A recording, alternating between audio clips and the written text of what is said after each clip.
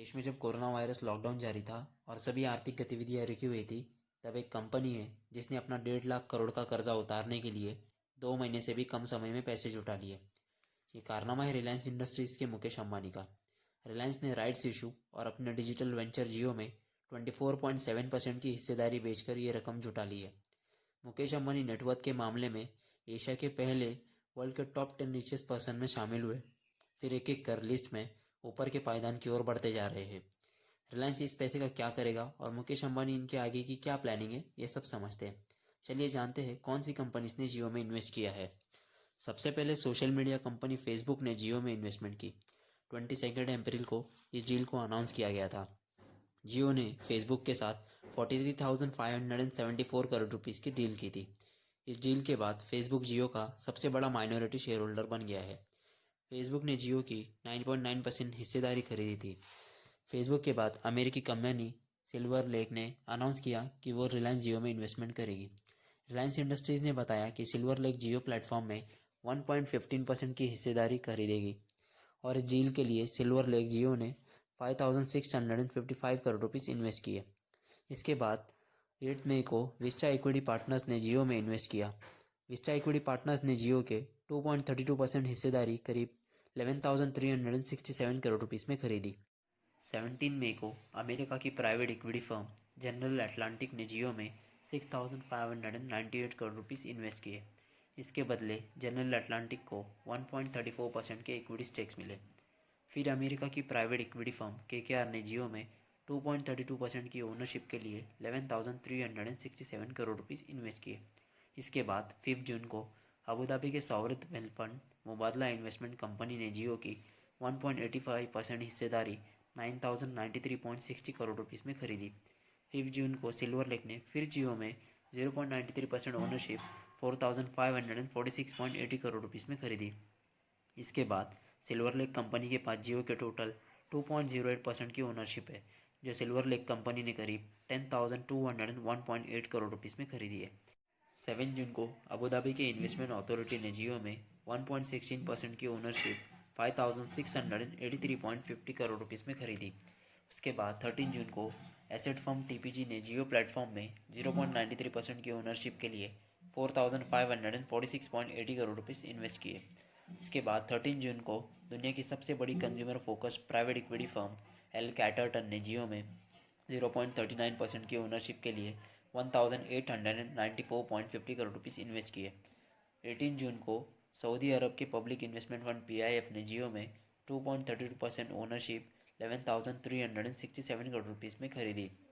इसके बाद Intel company ने जियो के 0.39% हिस्सेदारी 1,894.50 करोड़ रुपीज़ में खरीदी। इसके बाद वायरलेस सेक्टर की कंपनी क्वालकॉम वेंचर्स ने जियो प्लेटफॉर्म में 730 करोड़ रुपीज़ इन्वेस्ट किए हैं। क्वालकॉम को जियो में 0.15% की हिस्सेदारी मिली है। अब तक रिलायंस इंडस्ट्रीज ने total 1.18 lakh crore rupees collect किए हैं। डील के लिए जियो की इक्विटी वैल्यू 4.91 लाख करोड़ और वही एंटरप्राइज वैल्यू 5.16 लाख करोड़ मानी जा रही है। और अब गूगल ने जियो प्लेटफॉर्म में 33,737 करोड़ रुपीज़ इन्वेस्ट किए हैं और जियो के 7.7% हिस्सेदारी खरीदी है। इसके साथ चलो जानते हैं रिलायंस पर कितना डेट था। रिलायंस इंडस्ट्रीज़ पर $21 बिलियन यानी 1,61,035 करोड़ रुपीज़ का डेट था। पिछले साल अगस्त में ईजीएम के दौरान मुकेश अंबानी ने रिलायंस को डेट फ्री करने की बात कही थी। इसके लिए 31 मार्च 2021 तक का टाइम तय किया गया था, लेकिन इस समय सीमा से करीब एक साल पहले ही रिलायंस ने डेट फ्री होने के लिए पैसे जुटा लिए। इस पैसे का बड़ा हिस्सा जियो में 24.7% की हिस्सेदारी बेचकर आया है। 10 इन्वेस्टर्स को 9 हफ्तों में हिस्सेदारी बेचकर रिलायंस ने 1,15,693.95 करोड़ रुपीज़ कलेक्ट किए हैं। इसके अलावा रिलायंस ने 53,124.20 करोड़ रुपीज़ राइट्स इशू से कलेक्ट किए। कंपनी का ये इशू 30 सालों में पहली बार आया था। राइट्स इशू कंपनी के उस फैसले को कहते हैं जिसमें वो मौजूदा शेयर होल्डर्स को और शेयर खरीदने का न्योता देती है। इस इशू के मुताबिक शेयर होल्डर्स ने अपने हर 15 शेयर के लिए एक नया शेयर 12,057 रुपीज़ में खरीदा।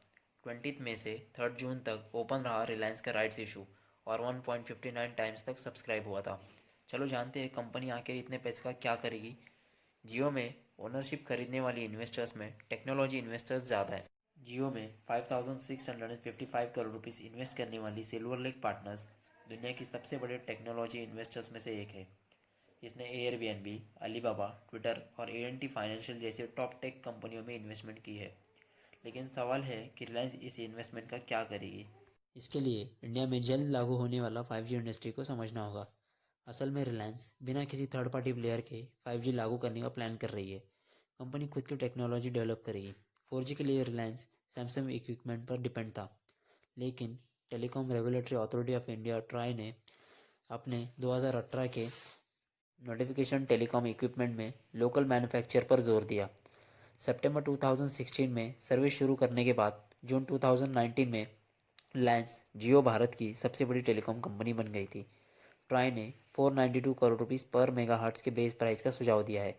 International telecommunication union that is ITU के मुताबिक किसी ऑपरेटर को पूरे भारत में 5G ऑपरेट करने के लिए एटलीस्ट 100 मेगाहर्ट्ज चाहिए। मतलब किसी ऑपरेटर को कम से कम 49,200 करोड़ रुपीस चाहिए। जून 2019 में जियो का यूज़र बेस 33 करोड़ से ज़्यादा का था। लेकिन अब रिलायंस के पास इतनी बड़ी तादाद में इन्वेस्टमेंट आई है, तो संभावना बढ़ जाती है कि टेलीकॉम सेक्टर में जियो की मोनोपोली और ज़्यादा बढ़ सकती है। लेकिन एयरटेल के पूर्व CEO संजय कपूर इस बात से इनकार करते हुए कहा कि एयरटेल, जियो और बाकी प्लेटफॉर्म को एग्जिस्ट कर सकते हैं। उनका कहना है कि डिजिटल ऐसा एरिना है जिसमें कोई एक विजेता नहीं होता है। इसमें एक सिस्टम बन जाता है, एक इकोसिस्टम तैयार हो जाता है। जियो का एकाधिकार मुश्किल है क्योंकि एयरटेल भी एक बड़ा प्लेयर है। हालांकि भारत में इन दो कंपनियों के सामने कोई तीसरा प्लेटफॉर्म थोड़ा कमज़ोर ही रहेगा। आने वाले समय में हमें पता चलेगा कि कौन सी टेलीकॉम कंपनी इंडिया में सबसे ज़्यादा यूज़र बेस क्रिएट करेगी। देखते हैं अभी के टेलीकॉम कंपनी का मार्केट शेयर। इसमें टोटल 5 कंपनीज है जो पूरे मार्केट शेयर को कवर करती है। फिफ्थ नंबर पर है MTNL जिसका मार्केट शेयर 0.30% है। फोर्थ पर है BSNL जिसका मार्केट शेयर 10.31% है। थर्ड पर है 28.38% मार्केट शेयर के साथ भारती एयरटेल। और सेकंड पर वोडाफोन आइडिया 28.45% मार्केट शेयर के साथ। और फर्स्ट नंबर पर ऑफ कोर्स अभी तो रिलायंस जियो 32.56 मार्केट शेयर के साथ सबसे आगे है।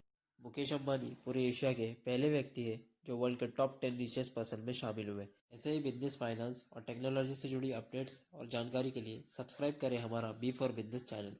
और अगर वीडियो अच्छा लगा हो तो लाइक और शेयर ज़रूर करें। ये व्यक्ति है जो वर्ल्ड के टॉप 10 रिचेस्ट पर्सन में शामिल हुए। ऐसे ही बिजनेस, फाइनेंस और टेक्नोलॉजी से जुड़ी अपडेट्स और जानकारी के लिए सब्सक्राइब करें हमारा बी फॉर बिजनेस चैनल।